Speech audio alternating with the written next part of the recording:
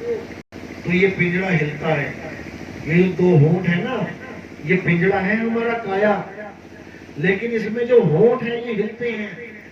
तो तुम्हें लगता है पिंजड़ा बात कर रहा है, तुम्हें लगता है पिंजड़ा बात कर रहा है, तो तुम पिंजड़े को ही अपनी माँ मान बैठते कि ये मेरी माँ है, ये माँ के होठे हिले, माँ ने बात करी, यानी पिंजड़े ने बात करी। कोई कहता है माँ की फोटो दिखाओ, पिंजड़े की फोटो दिखा देते हो, पिंजड़े की फोटो दिखा देते हो। अब जिस दिन ये तोता पिंजड़े से उड़ा, मानो रात में 9 बजे उड़ गया, यानी माँ के शरीर को छोड़ के वो जीव, वो तोता इस पिंजड़े को छोड़ के उड़ गया। और तुमने कहा कि रात ज्यादा है, सुबह करेंगे अंतिम संस्कार, लोग आ भी जाएंगे दूर दूर से रिश्तेदार। तो रात भर तुम्हारे घर कौन लेटा रहा? पिंजड़ा। तोता नहीं, तोता तो उड़ गया। जो तुमसे सवाल जवाब करता था, जो तुमसे बातें करता था, जिसको तुम माजी माजी कर रहे थे, वो माजी तो कब की चली गई। और जो भी रिश्तेदार आया, तुम क्या कह रहे हो? मेरी माँ मुझे छोड़ के चली गई, मेरी माँ मुझे छोड़ के चली गई। जैसे तोता उड़ जाए तुम्हारे पिंजरे से, तुम कहोगे अरे भैया मेरा तोता उड़ गया, मेरा तोता उड़ गया। अब कोई लाख बार कहे कि ये पिंजरा ही तेरा तोता है, तो तुम नहीं मानोगे। इसी प्रकार जब तुम्हारी माँ चली गई, तुमने बोल दिया कि मेरी माँ चली गई, तो फिर ये नीचे कौन लेटा है जिसकी तुम फोटो दिखाते नहीं थकते थे? ये मेरी माँ, ये मेरे पापा, ये मेरा भाई, ये मेरी बहन। अब वही तो लेटा है नीचे जिसको दिखाते थे, वही लेटा है क्या? वही लेटा है जिसको तुम दिखाते थे ये मेरा पिता है, और बोल भी रहे हो साथ में मेरा पिताजी मुझे छोड़ के चला गया। तो जो छोड़ के गया है पिंजड़े को, क्या तुमने कभी उसको देखा? क्या तुमने कभी उसको जाना कि वो था कौन? तोता उड़ा, तुमने देखा, हरा तोता उड़ गया, पहचान गए तोता चला गया, और इसी के साथ में बातें करता था। लेकिन इस शरीर में जो तोता बैठा है, क्या तुमने कभी जाना कि वो तोता कैसा है, कौन है, मेरी माँ कौन है? तुम पिंजड़े को ही अपनी माँ समझ बैठे, तुम पिंजड़े को ही अपना पिता मान बैठे, तुम इन पिंजड़ों को ही अपना दोस्त, अपना भाई मान बैठे। तोते का तुम्हें पता भी नहीं चल पाया, खबर भी नहीं लग पाई कि मेरी माँ थी तो थी कैसे जो चली गई। इसी को अज्ञान कहते हैं। गीता में इसी को अज्ञान बोला है। और क्या बोला है? हे अर्जुन, जो अपने जीवन काल में अपनी आत्मा को जान लेता है, वही सबको जान लेता है, वही परमात्मा को जान लेता है। और जो अपने आप को नहीं जान पाता, मंत्रों के चक्कर में पड़ा है। किसी गुरु ने 2 मंत्र दे दिए, हरे कृष्ण हरे राम, किसी ने 4 मंत्र दे दिए, 5 दे दिए, ज्योत निरंजन ओंकार अलंकार सोहम सतनाम, ओम कलियम हरियम शरियम सोहम सत्यम, सत्पुरुष अकाल मूरत शब्द स्वरूपी राम। दुनिया भर के मंत्र जपने के बाद भी कोई अपने आत्म स्वरूप को प्राप्त नहीं कर सकता। बिल्कुल क्लियर लिखा है उसमें कि कोई मंत्र आपको आत्मज्ञान प्राप्त नहीं करवा सकता। आत्मज्ञान प्राप्त करने का केवल एक ही जरिया है। अध्याय 4 34वां श्लोक। हे अर्जुन, अगर तुम सत्य को यानी आत्मा को जानना चाहते हो, तो तुम ऐसे गुरु की शरण में जाओ जिसने आत्मा का ज्ञान प्राप्त कर लिया है, जिसने आत्मा को जान लिया है, जो आत्मा को समझ चुका है, जो उसका अनुभव कर चुका है। केवल वही तुम्हें तुम्हारी आत्मा का अनुभव करवा सकता है। और एक बार अगर तुमने वो अनुभव कर लिया, उसके बाद तुम कभी अज्ञान को प्राप्त नहीं होगे। अंतिम समय में भी जब तुम्हें शरीर छोड़ना पड़ेगा, तब तुम अपने आप को शरीर मान के नहीं त्यागोगे अपनी देह को, तब तुम अपने आप में आत्मा में स्थित हो जाओगे। अध्याय 3 17वां श्लोक। हे अर्जुन, जो अपनी आत्मा में रमण करते हैं, जो अपनी आत्मा में तृप्त हैं, जो अपनी ही आत्मा में संतुष्ट हैं, उनके ऊपर कोई धार्मिक कर्म कर्तव्य लागू ही नहीं होगा। उसे किसी मंदिर में जाने की जरूरत नहीं, उसे किसी देवी देवता की पूजा करने की जरूरत नहीं, उसे किसी मस्जिद में जाके कलमा पढ़ने की जरूरत नहीं, उसे कुरान की जरूरत नहीं, उसे गुरु ग्रंथ साहब के पाठ करने की जरूरत नहीं। हर प्रकार की कर्म क्रियाओं से वो न्यारा हो जाता है। हिंदू है तो हिंदू बन के आत्मज्ञान प्राप्त करे, मुसलमान भाई है तो मुसलमान बन के आत्मज्ञान प्राप्त करे, सिख या ईसाई है तो अपने अपने धर्म में रह के आत्मज्ञान को प्राप्त करे। मेन मुद्दा आत्मज्ञान को प्राप्त करना है, क्योंकि परमात्मा का वास आत्मा में है, किसी मंदिर मस्जिद में नहीं है। समझ लो, अगर भगवान मंदिर में रहते तो क्या कभी भगवान का मंदिर लूटता? तुम्हारा घर कोई लूट के दिखाए, कोई चोर जाए अंदर, तुम क्या करोगे? सामने खड़े होगे लूटने दोगे? तुम कहोगे ओ भाई कहां घुसा रहा है तू, भाग जाए यहां से, बहुत मारूंगा तुझे। और भगवान के मंदिर में चोर जाता है, घंटी उखाड़ के ले जाता है, गल्ला उठा के ले जाता है, बाकी तो छोड़ो, भगवान को ही उठा के ले जाता है इंटरनेशनल मार्केट में बेचने के लिए। अष्ट धातु का भगवान है, करोड़ों में बिकेगा। अगर सोमनाथ मंदिर में भगवान शिव का वास होता, क्या आज तक एक भी राशन भगवान शिव से जीत पाया? 17 बार हार गए, 17 बार सोमनाथ का मंदिर लूट लिया गया। इससे क्या सिद्ध होता है कि मंदिर में भगवान नहीं है। अगर होता तो सारी दुनिया के मुसलमान आके भी लूट ना पाते। अगर होता तो है कहां? मंदिर में नहीं है तो है कहां? हे अर्जुन, जो अपनी आत्मा में परमात्मा का दर्शन कर लेता है वही जन्म मरण से मुक्त हो पाता है। यही कबीर साहब समझा रहे हैं, जीव तिल माही तेल है और जीव चकमक में आग, तेरा साईं तुझ में है, जाग सके तो जाग। घर में बोरा भर के तिल पड़ा है और तुम कटोरी लेके तिलों का तेल मांगने जा रहे हो, भैया कोई तेल दे दो, भैया कोई तिल का तेल दे दो। 2 क्विंटल तिल पड़े हैं तुम्हारे घर में, लेकिन तुम्हें पता ही नहीं कि तेल उसी में है। 1000 लीटर तुम्हारे यहाँ दूध पड़ा है अंदर, लेकिन तुम्हें 1 किलो घी चाहिए और तुम दर दर की ठोकरें खा रहे हो, भैया कोई घी दे दो, भैया घी कहां मिलेगा? 1000 लीटर दूध पड़ा है, घी उसी में छुपा है, ज्ञान नहीं है। घी फेंक दिया, मुझे घी नहीं चाहिए, दूध फेंक दिया, मुझे दूध नहीं चाहिए, मुझे घी चाहिए। मिल जाएगा क्या? जो नाली में फेंक दिया ना दूध, उसी में घी है, लेकिन वो कब प्राप्त होगा? जब तुम अपने जीवन में गुरु धारण करोगे। गुरु तुम्हें सिखाएगा कि दूध को दही कैसे बनाया जाता है, दही को मक्खन कैसे बनाया जाता है, मक्खन को घी कैसे बनाया जाता है। किसको आता है घी बनाना? हाथ खड़े करो जरा। जिसको घी बनाना आता है, जिसने जीवन में घी बनाया हो कभी। खाने वाले बैठे सारे, खाना ही आता है, बनाना नहीं आता।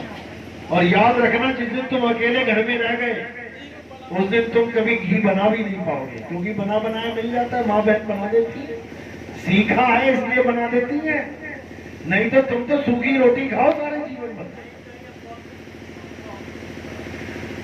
तो ये ज्ञान भी तब होता है, छोटा सा ज्ञान, दूध से घी बनाना, ये छोटा सा ज्ञान भी तब होता है जब गुरु धारण करते हो, ज्ञान लेते हो किसी से। मोटरसाइकिल सबको चलानी आती है ना, लगभग सबको आती है। अभी उसका इंजन नट बोल्ट खोल के फेंक दिया जाए ना और तुमसे कहीं बांधो जरा, पूरी उम्र मोटरसाइकिल चला लोगे फिर भी इंजन नहीं बांध पाओगे। जिसको तुम ही दौड़ा रहे हो, उसके लिए तुम्हें गुरु धारण करना पड़ेगा, जो तुम्हें इंजन बांधना सिखाएगा।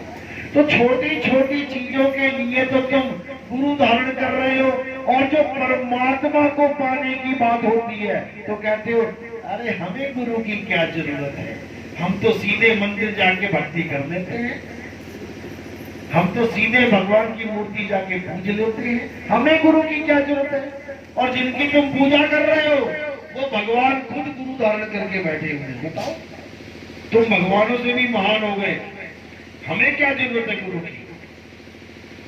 तो पहले गुरु की महिमा जानो।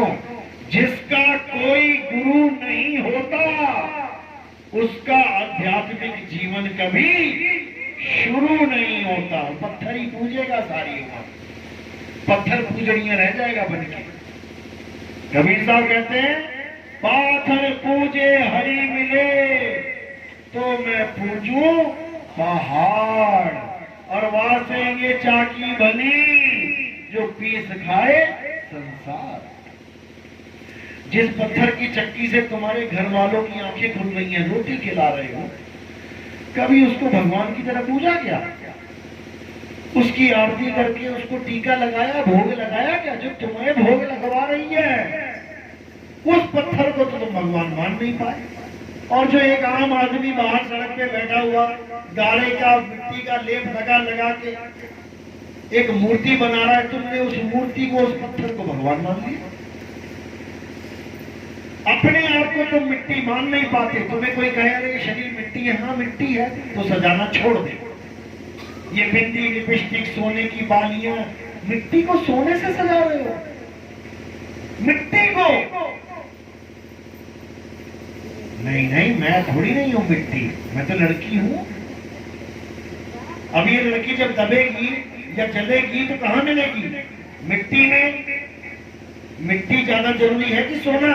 कीमती क्या है, मिट्टी की सोना? मिट्टी कीमती है, सोना कीमती है।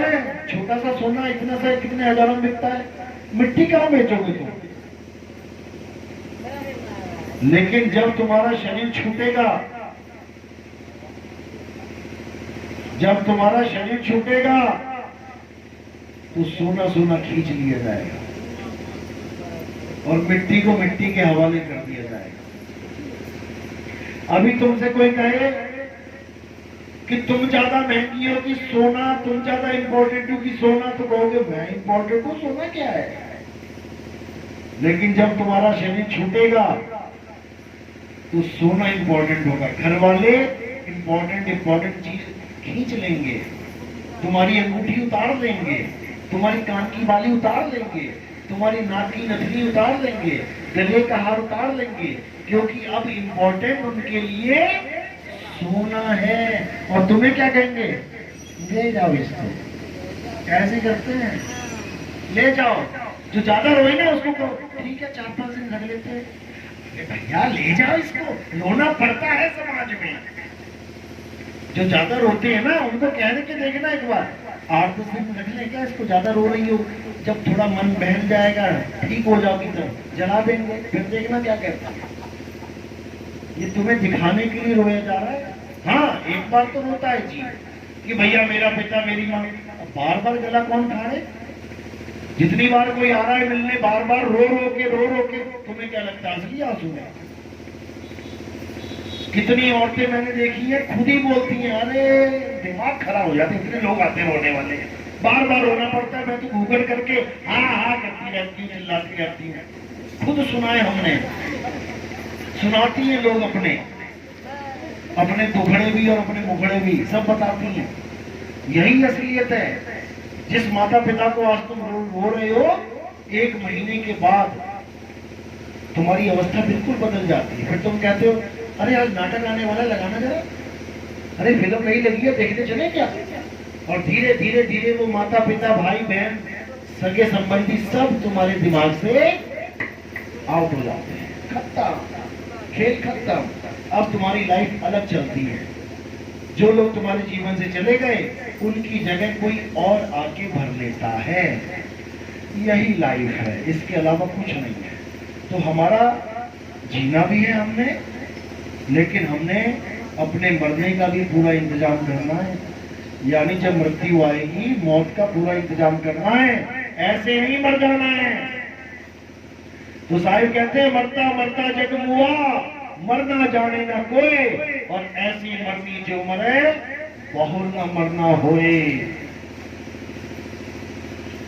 जिस मरने से जग डरे मेरे मन आनंद, और मरने पर ही पाइए पूर्ण परमानंद। तो इसको समझना पड़ेगा। बोलो मत उसके आगे। तो बात यही है, समझना है इसको कि हमारा जीवन ही नहीं है केवल जीने के लिए, हमें अपना इंतजाम भी करना है। चलो आज का सत्संग यही समाप्त करते हैं। और किस किस को मेरी बात समझ में आई वो हाथ खड़े कर दो। जिसको 1% भी समझ में आई, 1%, मात्र 1% दिखाओ जरा। ये 1% वाले थे। अब कौन है जिसको 100% समझ में आई? 100% वाले कम है। अच्छी बात है, शुरुआत तो हुई।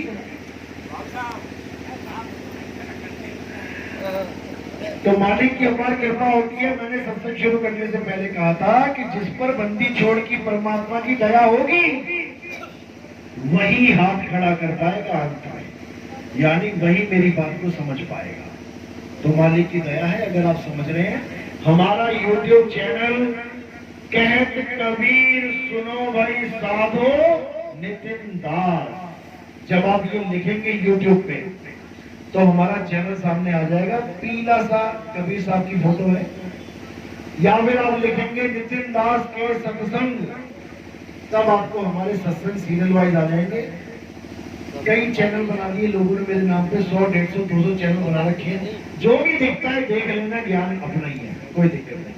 ढूंढने मत लग जाना कि मेरा ही कौन सा है, सब अपने ही है, कोई बात नहीं। ज्ञान समझ में आना चाहिए, कहीं से भी आ रहा है आने दो। चलो आज का सत्संग यही समाप्त करते हैं। अब आरती का समय है, आरती करेंगे। आरती कैसे करेंगे समझा देता हूँ मैं। सरकार एक बात कहना चाहता हूँ। हाँ जी बोलो। आप एक बात कह दीजिए, थोड़ा सा आगे बल्कि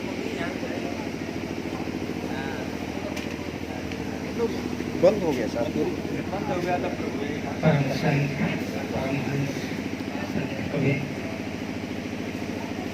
पूर्ण रूप में आए और उन्होंने पूर्ण ज्ञान दुनिया को दिया। जो लोग समझ गए वो पूर्ण हो गए, जो नहीं समझ पाए वो अपूर्णता के शिकार बने रहे। आज सदगुरु साहब के सामने मैं उन लोगों को हिदायत करता हूँ, उन लोगों को सचेत करता हूँ जो लोग किसी गुरु को किए सदगुरु समझकर आज उनकी अवहेलना कर रहे हैं। भले आप कहीं जुड़े सत्कर्म में लगे, लेकिन जिससे कुछ ज्ञान ले लिया है, प्रारंभिक ज्ञान ले लिया है, उसकी अवहेलना न करें, क्योंकि सद्गुरुओं की महिमा ये जीव साहब ने बताया है कि ये नर है न नारी है। ये जो हंस बैठा हुआ है ये वस्त्र है आपका, आपकी कामनाओं के अनुसार आपका जन्म हुआ है। सरकार ने जो बोला वो सत्य बोला है। वही हंस आया इसमें और आकर जाने की आकर हंसा भूल गया जाने की वह जहां से आना वहीं से जाना, बाहर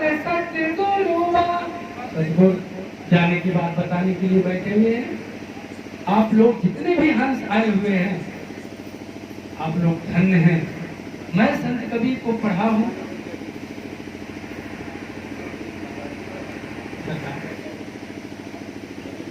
साहिब की सत्नाम। ये चर्चा बाद में करेंगे, कोई बात नहीं, अभी समय थोड़ा कम है हमारे पास, आगे भी निकलना है। तो अब आरती करेंगे। आरती कैसे करते हैं, आरती क्या